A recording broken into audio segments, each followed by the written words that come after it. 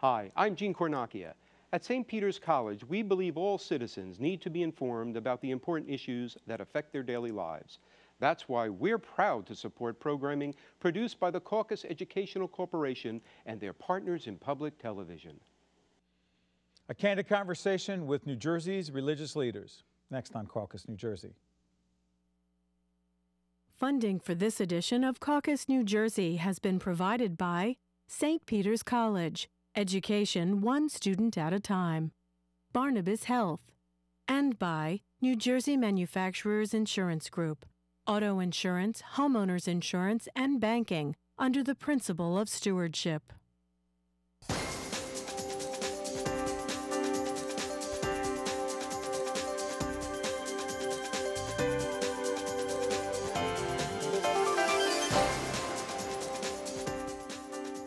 Welcome to Caucus. I'm Steve Audubato.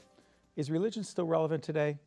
How can we create more tolerance between religions while fighting every day misconceptions? Here to talk more about these very complex and important issues are Father Bob Kennedy, who is a Jesuit priest and Doctor of Theology at St. Peter's College, Mohammed El Falali, Outreach Director of the Islamic Center of Passaic County, Rabbi Elliot Tepperman, who is Rabbi of B'nai Keshet Congregation, and finally, Reverend Dr. Douglas Maven from the First African Methodist Episcopal Zion Church. I want to thank all of you for joining us, coming together, in a very important discussion that I will say in all candor I've been thinking about, trying to get ready for a while with my own issues and questions about being Catholic. Father Bob, let me turn to you first.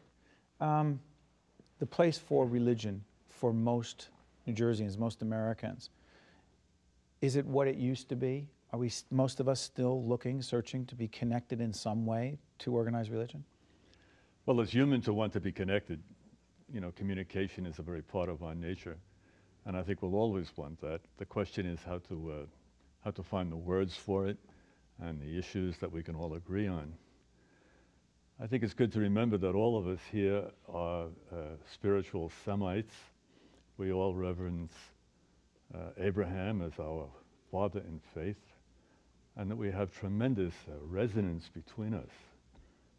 Someone once said that Christianity is Judaism for the Gentiles. And I think it's good to stress that. It's important to treasure our own individual traditions and so on. But I think we don't have the privilege or the right to divide people that we teach. We have responsibility as teachers of humanity, and I think if I could just jump on that, sure. that I think that one of the things that's interesting about, you talk about our shared heritage in Abraham, but the Torah, the Christian Bible, both of them begin with the story of Adam. And I think just to take it one step further, I think that our responsibility is not only to other Abrahamites, but really, to any child. We're all children of Adam, and there's the very nature of the fact that it was started specifically with this very universal story. We don't start the Torah with Abraham. We don't start the Bible with Abraham. We start with humanity. Very good. Is that the common thread? Is that the common thread? Absolutely. I mean, Adam is referred to in the Quran in the very first story as well, but not in the chronological order as would be in Genesis. However, the story of Adam, the forefather of all human beings, and there is a tradition of the Prophet where he says, all of you are the children of Adam. He doesn't refer to any particular prophet, but to the major prophet, Adam, where he says, all of us are from one source, we should care for each other. And to bring us to one source, I think that brings a sense to the affinity of the human race, that all of us are created from one pair. No one has chosen the side of town or the country that they were born into, and it's important for us to find the common ground. Reverend Maven, let me ask you this, in the spirit, in the 2 or 3 minutes we've been talking already, and you feel this collegiality, this brotherhood, if you will, then why so much conflict? Why so much conflict among so many around religion? Well, I think the answer was in what was stated. I think when we start our discussion around Abraham, then that divides us. Yeah, if we go back to Adam as being where we all have common humanity, that brings us together, at least for discussion, to move from there to how do we work together and live together in a civil way that honors and respects each faith. Okay, so let's do this then. Let's have as candid a discussion as we can, and I want to put it right on the table. Why is there, in your opinion, so much negative feeling in this country toward Islam? Why? I'm sure there are a million reasons, but it is pervasive, it is scary, and it's consistent. Why do you think? Well, I think it is poorly taught. I think at St. Peter's and in Jesuit institutions, we teach that we must not only tolerate other faiths, but promote them, promote the truth that they have, because there is truth in all faiths. Hold on, So they not just tolerate, but promote. promote the truth that the other religions have as the truth, and not only promote it, but to practice it, to walk in their shoes. For example, to sit with our Muslim friends in Ramadan, at least for a day if we have the courage for it, or to enjoy the Sabbath with Jewish friends, you know. We don't know people unless we walk in their shoes and practice the truth that they see and reverence that and respect it. But Father, go back to the question of misconceptions. There are a significant number of people who are watching this show in the many states we're seeing it on PBS and other stations, other networks, who believe that Islam, at its core, is an extremist religion with people with extreme ideas who believe that part of the core of who you are and what you are is to destroy. It seems like you have to answer that question with that it's a form of prejudice. Right. Very pure and simple. I mean, there are, sadly, Jews who have extremist belief, and there have certainly been Christians who have had extremist beliefs. Absolutely. And I think that as religious leaders, we have to teach that any religion that separates rather than brings people together again, it should be treated with suspicion. And in Why every are they the target du jour? Why are they the target du jour? We're in 2 wars against primarily Arab countries. I think that it's not a surprise that there would be that would create fear and anger and hatred. I don't think it's justifiable, but I'm not surprised by it. But it's palpable. I think the sad part is the following. I think we narrow the history of humanity to just post-2011, post-2001, I apologize, 2001 history. However, there should be a full understanding of history of the 3 religions living side by side in what was referred to as the Golden Age, where Muslim, Christians, and Jews lived side by side, Right. and they have had great rabbis, great priests, great scholars of the Muslim Right. tradition who rose up from that event. What happened on 9/11? 9/11 is a distorted image of Islam was projected. And sadly, the entire religion was hijacked that day. The event of September 11th not only attacked the American people, but attacked the Muslims first and foremost. There were great men and women of the Muslim tradition that died in World Trade Center and other places. The entire community of the Muslim tradition in the United States and all over the globe was hijacked from its civil rights. And the entire tradition of Islam, which is a peace-loving, salam and peace and shalom, is at the core of Islam. The love and the respect of Moses, the love and respect of Jesus, the love and respect of Adam, at the core of Islam, all of a sudden has been hijacked because of the action of one individual or a group of individuals that happen to be from the Muslim tradition. Sadly, a lot of this has been politicized to engage in wars, as the rabbi mentioned. And people, there are other purposes. Absolutely. At the end of the day, who are the winners is the people who engage in these wars for whatever reason. And it is not in the benefit of either the religion, the economy of this country, or the world peace, if one was to be asked. I'm going to bring Reverend Yeah, I think we have to dispel the ignorance, and I think Muhammad is right in how a brush has been painted against Islam because of 9/11.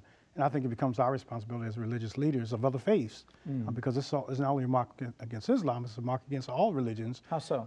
Particularly in a time where people are very suspicious of institutional religions, that we have a responsibility to raise the level of understanding and tolerance, because it impacts all of our religions. You know, it's interesting, 9/11 changed a lot of things, not only attitudes about Islam, or at least misconceptions, confusion, but the other part is, there's some people who ask, where was God on 9/11? I turned to my wife, Jennifer, the other day. We were looking at our baby, Olivia, who was 15 months, our first daughter, and I said, oh my God, look how beautiful she is. She's healthy. Anyone who questions whether there's a God or not, you know. And then all of a sudden we realize we have friends who have children who are sick. Think back to 9/11. Is that the way we measure whether God is around or not, or God exists based on what happens around us? Father? It's very dangerous to do that. Because? To say that God is present in just the good things that happen, because bad things happen, and then we can lose a faith that was so poorly established, you know. Again, the laws of physics are God's laws, and God does not change them to suit us. I think it is meeting life in all its aspects where we find God and where we can have a more grown-up faith. And what about God's will? Is it God's will that a child is sick? Is it God's will that 9/11 I happened? personally cannot believe that it is God's will that a child is sick. I believe that it is part of the nature of being alive that sickness happens and death happens. That is just part of the universe that we live in, and it is painful for us. It is hard, it is challenging, but I think that is part of the miracle of existence, that we even exist in the first place is so profound. Is it hard to face that suffering? It's incredibly hard, but I think we have to be willing to walk into those hard places. If it's not God's will in certain cases, I'll come back to you, Father, then, listen, I don't want to make this about being Catholic, but I was taught to pray. Now, the truth is, in this studio, about 10 minutes ago, we had a camera breakdown, right? Right in the middle of a very important discussion. I thought it was, you know, a sign, but it could be my, you know, way of looking at things. So then you pray, a stupid thing, right? Mohammed, help me on this. You pray that it gets fixed. And both of you said, no, you don't just pray that it gets fixed. You don't pray that a child gets better exclusively. You want that. You want the camera to be fixed, even though there's no comparison with a baby being sick. What you want to do is pray that you have the ability to deal with it. Is that right? I think there's two levels of trial in a person's life. There's one of gratitude and one of patience. Sometimes gratitude, we understand that just when good things are happening. Well, gratitude, we need to understand that when bad things are happening to us. I'm extremely grateful, despite the fact that the camera went off and we are probably behind schedule for a little bit, yet there is a moment of understanding. It could be a lot worse, it could be a lot better. There's always no need to lose the faith over small things. Well, go to something real. Go to something. The camera breaking down is not real. Sure. Go to something real having to do with the child's health. Absolutely. I think there's, in all of the scriptures, there's a great story of Job, where his life was really put to the test, where he felt sick, his family left him, and he was tried to the very core of his presence before God. He could have thrown in the towel and said, you know, like, I don't need this. There's no God. There's no presence of God. Why is God putting me through this? But he knew at that moment that the only way out for his bigger picture, not just for the physical element, is for him to reach out to God even deeper. And that's why the story of Job made it to the scriptures, not just for entertainment, but for really for us to take the hardcore lessons. We don't need not to sanitize life to feel that everything needs to be beautiful, everything needs to be in a blue ribbon package. No, there are moments of difficulty that make us feel that God is great at that moment, and God is even greater at the moment of difficulty as well. I think we go back to the issue. God's laws are at work. You talk about of humanity. I mean, when he created us with free will to choose right and wrong. I think we can't exclude that, and the fact that we have the ability to do good, the ability to do evil. And I say that in context to move to what we believe is principles of from the Christian faith, is that we talk about a scripture that talks about we wrestle not against flesh and blood, against principalities, powers, spiritual wickedness in high places. That there is an element of spiritual warfare going on that we don't talk about as much. That just says there are good forces in the world, there are evil forces in the world, and they're combative. And I think our humanity gets caught up in that as well, and it has a negative impact upon whether it's illness, whether it's tragedy. And the question as to where was God on 9/11, is that not even the right question to ask? I think God was existent and angry with the evil that was going on as a result of people's human will and freedom of choice. Yes, Father. I think we have to be very careful in talking about God's will in any sense. Takes a lot of chutzpah. A lot of chutzpah. Right? Go ahead. Rabbi, what you said before about God and evil, there's a Jewish scripture says, is there evil in the city and God has not done it? Put that in perspective. God's permissive will. You can't let God off the hook this way. This is all God's creation.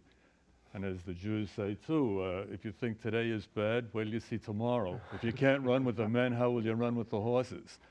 The situation is deeper than 9/11. I mean, it's the whole human history of suffering and Right. As Whitman says, the vast ocean of human tears, you know. I mean, it's a... Well, where is the place for religion in that? Where is the place for, by the way, so someone says, I want to be part, I want to have faith, in spite of the suffering, or maybe even because of the suffering around me, okay? Human suffering for years. What are they praying for? For things to get better? They should not. I mean, and except in a very simple sense. God cannot be brought into the dock. God cannot be questioned if you talk about the book of Job.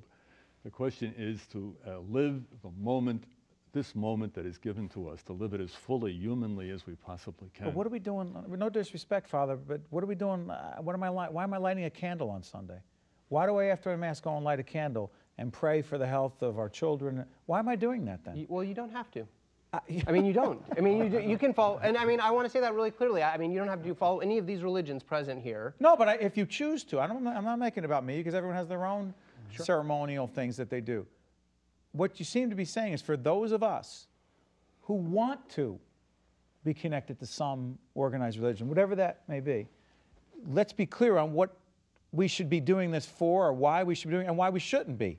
I think some of you are saying, hey, listen, stop asking for stuff. I think we should be doing it so that we have courage to face pain.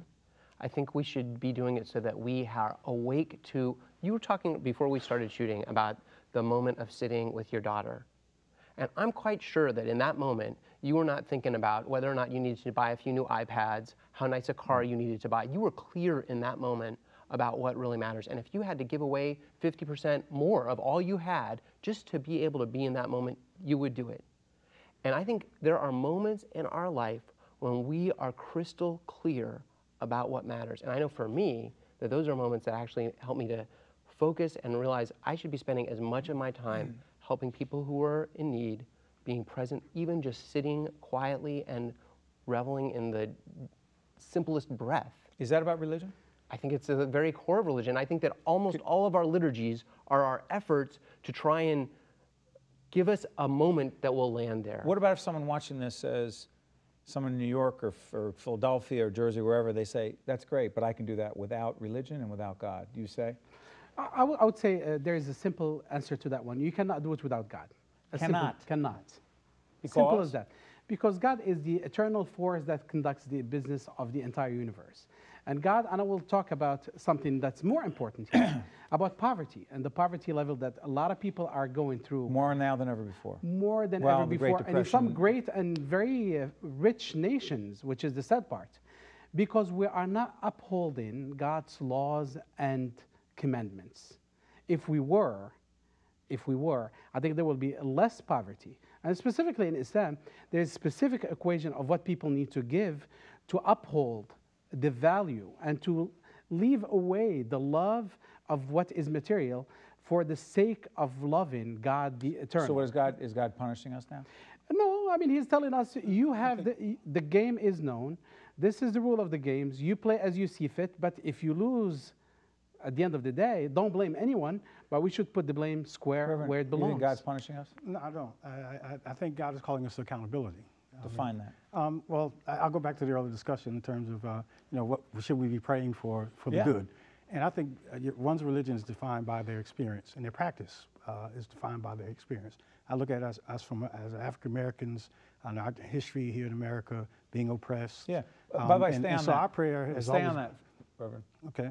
There were Christians who supported that racism, that prejudice, in the name of whatever, but they were in an organized religious situation. Indeed. How do you reconcile that? Well, we knew that God was a God of justice as well. Didn't they justify it with the Bible as well? Yeah, but we didn't believe that, so we continued to pray for God for deliverance, and to allow us to remove ourselves from that situation, and to begin to believe in a God who would make things better. And so that's been our practice of believing that we can pray and God will come to our assistance and aid us and help us to overcome the obstacles of life, the poverty, the disenfranchisement that we've had. Our churches grew out of that experience of leaving the white Christian church to start our own denominations. I think one of the problems we have is the poverty of religion itself, why people turn away from religion. that frequently we are turned into trivial things and For trivial example? questions. I think what we have to do as religious leaders is to be not only experts in our own faith, but to understand beyond that all faiths.